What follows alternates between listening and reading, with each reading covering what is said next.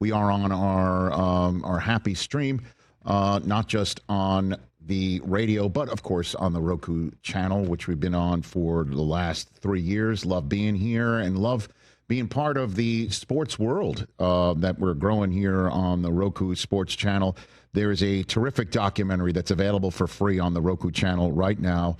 And I have to say the title appropriately, Just a Bit Outside, the story of the 1982 Milwaukee Brewers.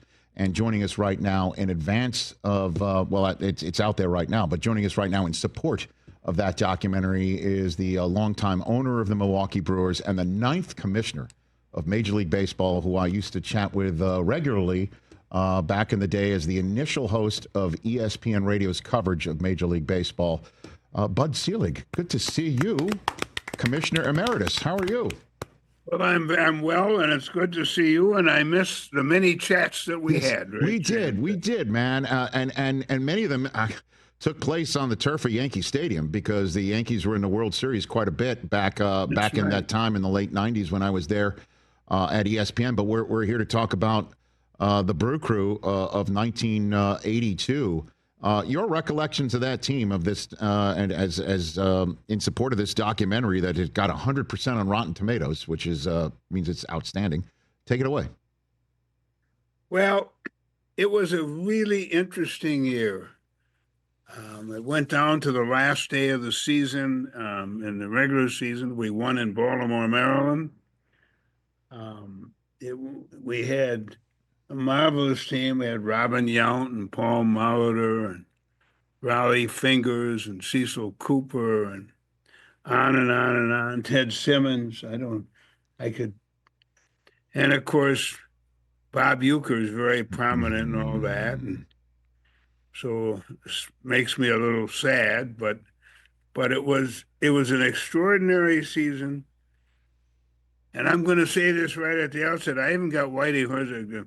If Fingers didn't get hurt, we win in 5 games in the World Series. Mm-hmm. But he did get hurt, and but they were a bunch of characters: Pete Vukovich and Van Ogilvy, and it was Teddy Simmons, as I said. And it was a remarkable group of guys, and it's a year we never forgot. There we all are. And interestingly enough, when you look back, we had 5 Hall of Famers, Rich. We sure did.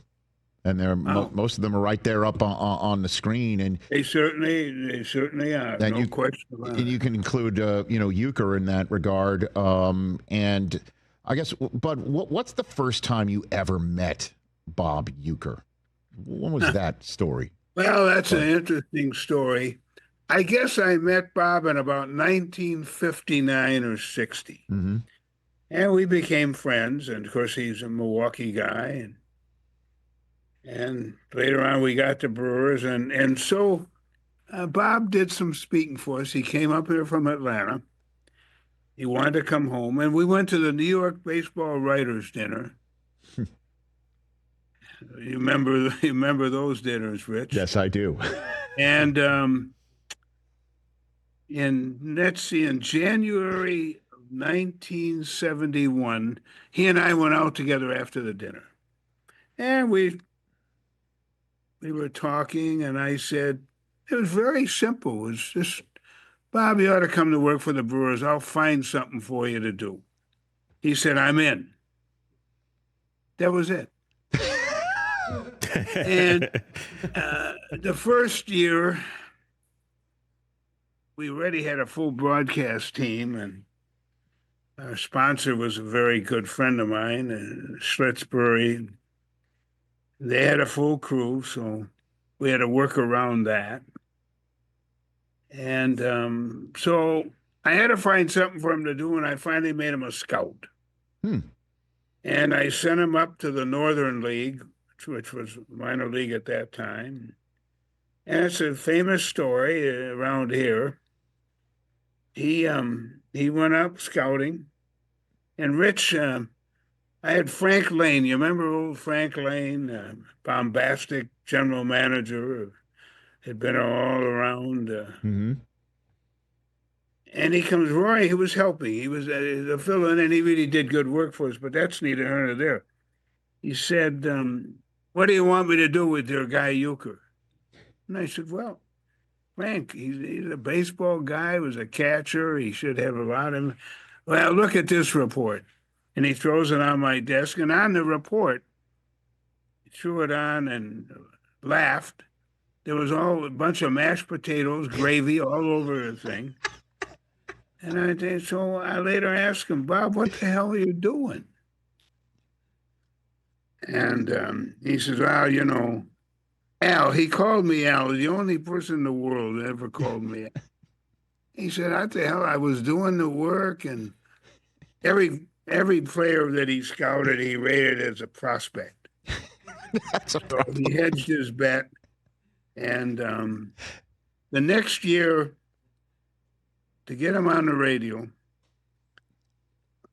he said to the head of Schlitz, "I'll pay half if you'll pay half." He was making 12 grand.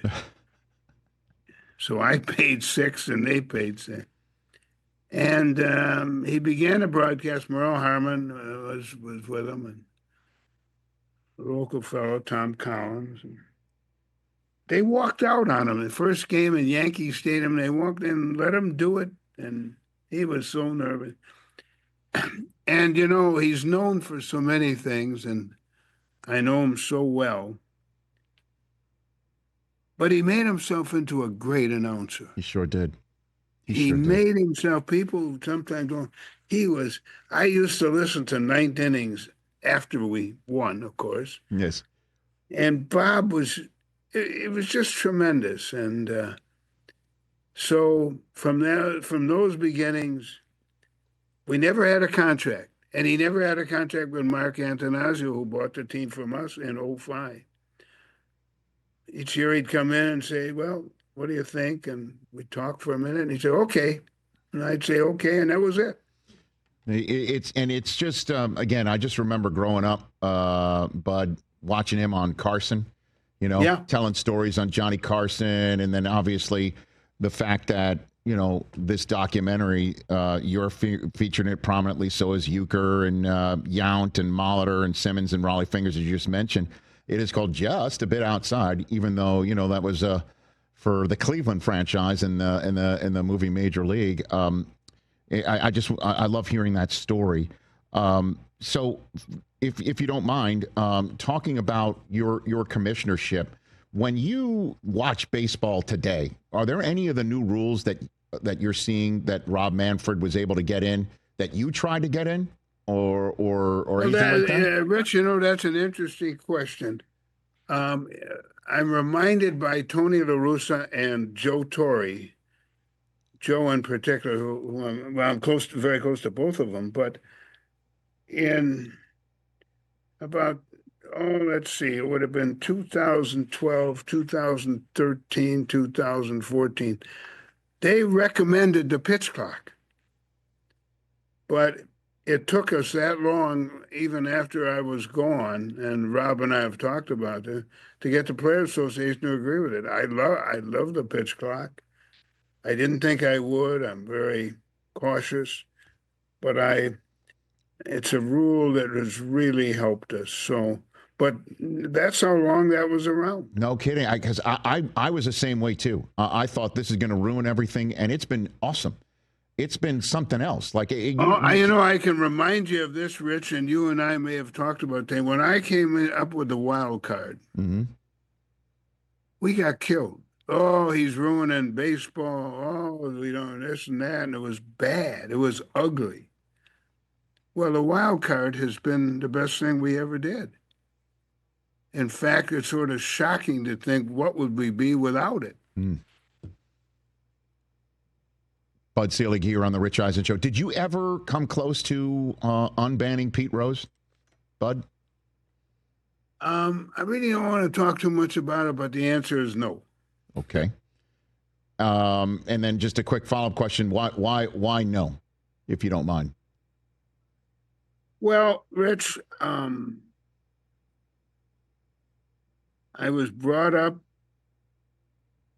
for many, many, many years in the game understanding that it's our most sacred rule, and that gambling in any shape, form could be devastating.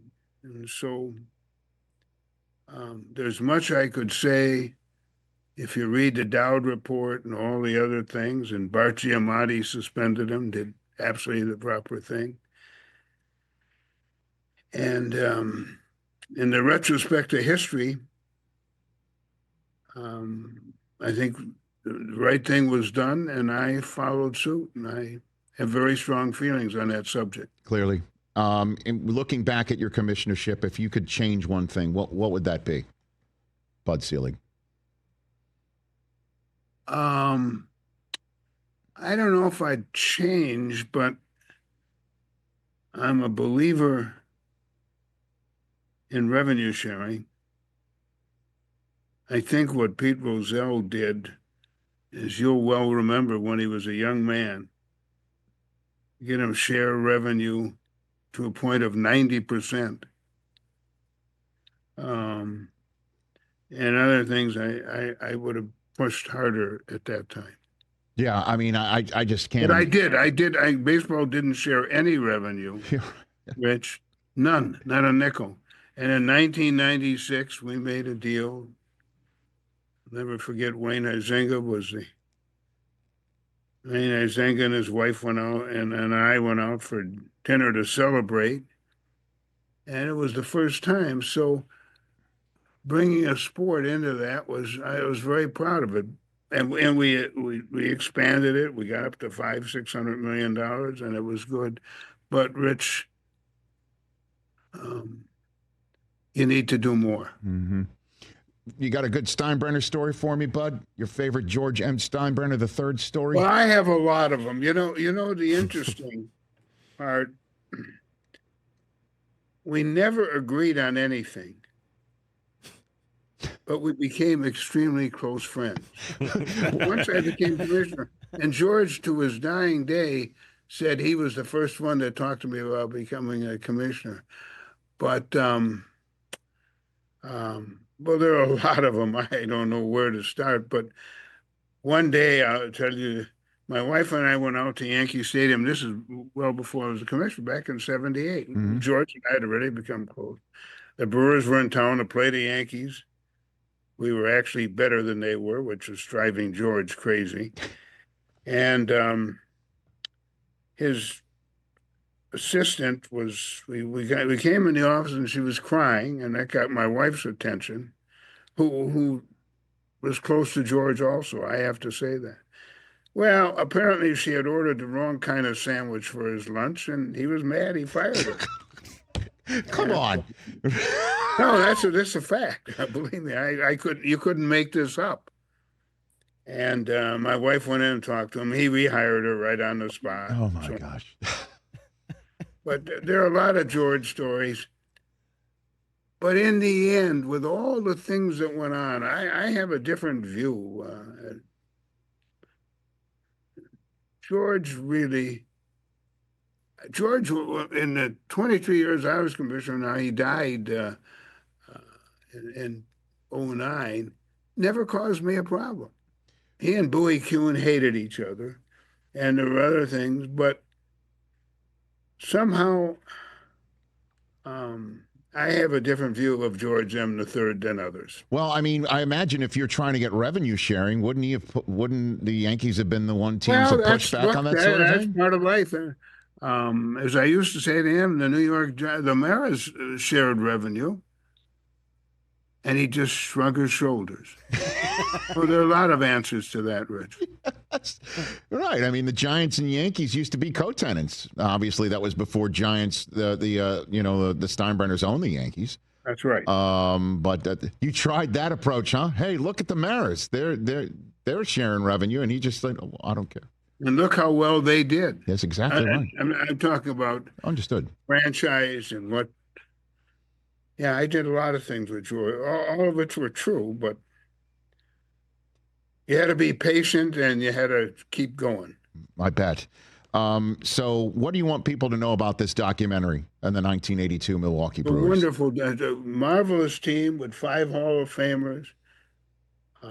We had characters. You had Pete Vukovich and Raleigh Fingers, and I'm telling you, this is as good a documentary as you're ever going to see. It is really. I know it's the '82 Brewers, and it went to the state of Wisconsin. It's huge, but I'm telling you, Rich, this one is so good. The characters are there. It's different from anything I've ever seen, and I think these guys did a remarkable job. And there's a picture from the '82 World Series against the Cardinals, and I'll say it again because I used to say this to Whitey Herzog all the time. Give me fingers and we win. We were that good. There he is. There's Raleigh with his famous handlebar mustache right there. And again, it's available right now for free on the Roku channel. Are you still on the board of the Packers? I am. Bud, you are? Okay. Yeah, well, I'm ex officio, when you get to a certain age. In fact, I just hung up from talking to Bob Harlan, who you remember was the president of the Packers for many years. He was an extremely close friend of mine, and we do talk a lot. And I just told him I was going on the Rich Eisen Show. And I really want to emphasize, yes, sir, from a human element, when you watch this thing, it is remarkable. And forget all the characters, as I said, like Vukovich and Simmons and people like that. But it was a great year, special year, with a very unique group of people, including Uecker, I may add. Well, I'm told it's one of, if not his final sit-down interview of his remarkable life for this documentary. I believe. That's true. That's right. Man. John. You remember the term "just a bit outside"? Of course, yes. It came from the movie, and it was Uecker. That's right. Did you like Major League? Did you see the movie, Bud? About 112 times. I saw it the other night. There wasn't much to watch, but I saw it again, and I watched it again. And just watching Uecker made me laugh. I bet. What's your favorite baseball movie, then? You got to choose one. Which one's that? That's a good one. That's right. Really. There's a whole host of them. There are a whole host of them. I'm old-fashioned. I love the Lou Gehrig story. Get the Pride of the Yankees. And the movie with Kevin Costner. Field of Dreams? No, not Field of Dreams. Oh, Bull Durham. No. Okay. For the Love of the Game. For the Love of the Game. Okay. Yeah. That actually has become my favorite baseball movie. Is that right? Oh, wow. Yeah. I mean, that's a labor of love for him. Costner, that he will love to hear that. But I can news for I really enjoyed that movie. It's a great movie. With a great Vin Scully in the middle of that movie. That's right. It was Rich. It was terrific. Yeah, he got Vin to do the play-by-play for the end. He told a story when he was here on the show where he just told Vin, it was interesting. How do you give notes to Vin Scully on how to call a game, right? But he just let him go, and Vin did his thing. He did. As only he could. That was absolutely so. What a pleasure to catch up with you, Bud Selig. Again, well, it's a pleasure to catch up with you, and hopefully we'll do this soon. I appreciate that. The Commissioner Emeritus of Major League Baseball, just a bit outside. Did I say that right? Did I say that right? You did. Okay. And you said it just like Uecker would have said. I will take that to the bank. The story of the 1982 Milwaukee Brewers available now for free on the Roku channel. You be well, sir. We'll chat soon. Thank you. You too. Thank you. Pleasure to see you. Right back at you. That's Bud Selig right here on The Rich Eisen Show. Catch The Rich Eisen Show live weekdays from 12 to 3 p.m. Eastern on Roku Sports Channel in the U.S.